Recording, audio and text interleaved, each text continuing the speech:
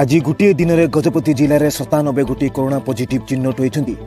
एमध्य सर्वाधिक पारलाखुंडी सहर अंचल 58 गोटी कोरोना पॉजिटिव चिन्हट होता बेले रायगढ़ ब्लॉक रु 5 गोटी, गुम्मा ब्लॉक रु 3 गोटी, गोसाणी ब्लॉक रु 10 गोटी, काशीनगर ब्लॉक रु 8 गोटी आर उदयगिर ब्लॉक रु 8 गोटी रही बेले मोहना ब्लॉक रु 5 गोटी कोरोना पॉजिटिव चिन्हट होती। चिन्हट होता ब्लॉक गुड़िक मध्यरु मोहना आर उदयगिर, छेलीगढ़, महेंद्रगढ़, चांदीपुर, डेंगाआंब, गुड़ा, लुआंगर, बड़साई, रायगढ़, गोसाणी, गाराबंदा, गुरांडी आर सीतापुर, के सीतापुर, काशीनगर आर Udayagiri tehsil office, Gumma block staff आर उदयगिरी पुलिस स्टेशन यही सब अंचल गुड़िक रही।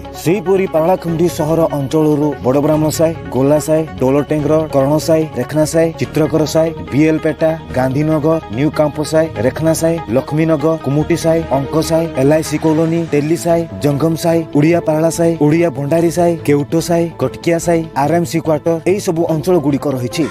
मोर विश्वास यही वीडियो भल लगी लाइक शेयर एवं सब्सक्राइब करने को भूलु नहीं। लेटेस्ट अपडेट न्यूज देखुथांतु मो टीवी।